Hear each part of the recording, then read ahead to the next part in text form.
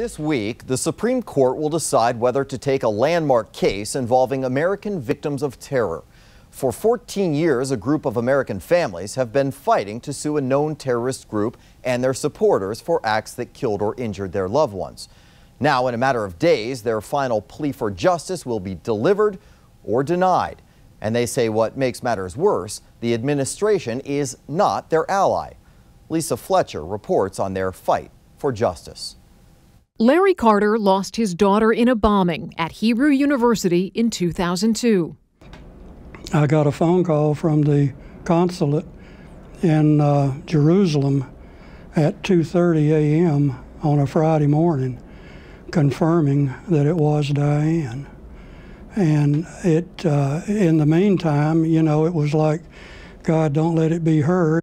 9 people were killed, including 5 Americans, when someone left a bomb inside a bag in the school's cafeteria. I said, well, it is so long, it's taken, how can you be sure? And then she said, well, she had to be identified by her fingerprints.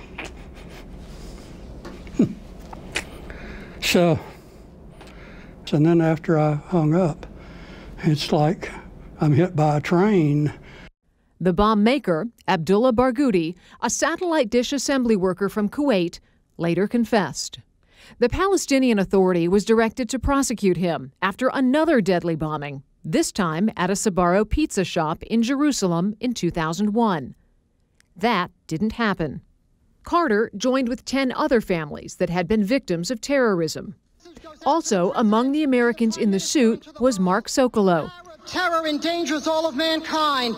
Let us stand together and fight together. He and his wife and daughters were wounded by a female suicide bomber while vacationing in Israel.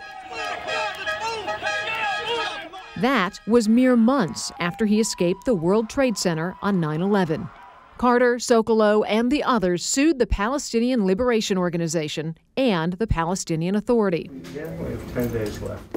Kent Yalowitz represented Carter and 10 other families in their suit against the PLO for their complicity in the deadly terror attacks. The United States government has the right and responsibility to conduct foreign policy and protect Americans wherever in the world they travel. The law that allowed the lawsuit was created after an horrific terrorist attack almost 2 decades earlier. In 1985, off the coast of Egypt, the Achille Lauro cruise ship was hijacked by 4 men from the Palestinian Liberation Front. They murdered a 69-year-old Jewish-American man in a wheelchair and threw him overboard. Leon Klinghoffer's family went through 12 years of legal battles before reaching a settlement with the Palestinian Liberation Organization. Their story paved the way to the 1992 Anti-Terrorism Act. Iowa Senator Chuck Grassley was one of the original sponsors. With this law, the people of the United States will be able to bring terrorists to justice the American way, by using the framework of our legal system to seek justice against those who follow no framework or defy all notions of morality and justice. In 2015, Carter, Sokolow, and the families won in the U.S. District Court of the Southern District of New York. A unanimous verdict ruled that the PLO and Palestinian Authority backed the attacks. The jury awarded the families more than $218 million, a sum automatically tripled under the anti-terrorism law. That didn't happen. Fair to say you're surprised at how this has gone down? Stunned. Appalled. The judgment was thrown out, not by arguments from PLO attorneys or an international tribunal, but an appeals court in New York. The court claimed that foreign terrorists can avoid prosecution in the U.S. for crimes not committed on American soil. Yalowitz and his team fought on, landing this case at the door of the Supreme Court. There's a bipartisan effort to support the victims' legal fight. The entire House of Representatives has formally urged the Supreme Court to review the case, along with 23 senators, spanning the political spectrum from Elizabeth Warren to Ted Cruz. But there was one impediment. We feel like our government has abandoned us. We really do. And we're Americans.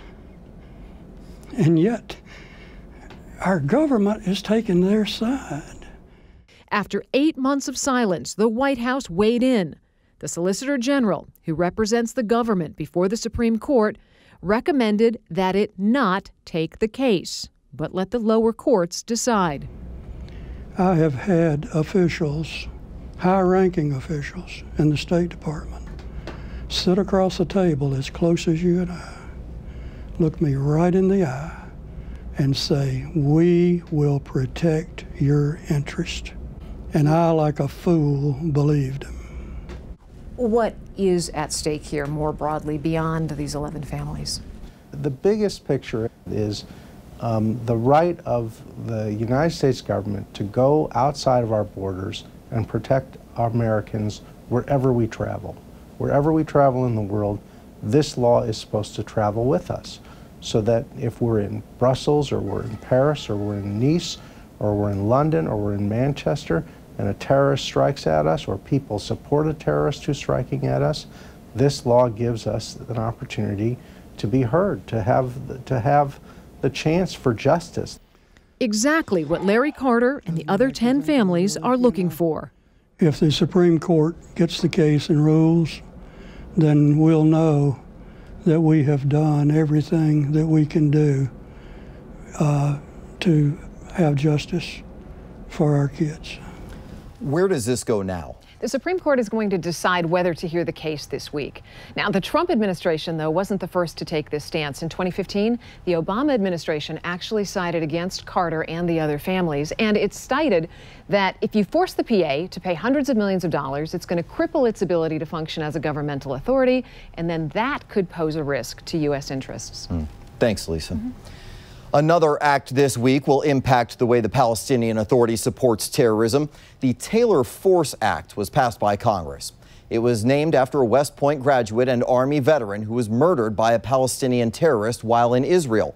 Last year, Senator Lindsey Graham told us about the bipartisan bill he introduced that will end American tax dollars going to the Palestinian Authority if they do not stop paying rewards to terrorists and their families. The Palestinian Authority praised Force's killer as a heroic martyr and is paying the killer's family a monthly cash stipend.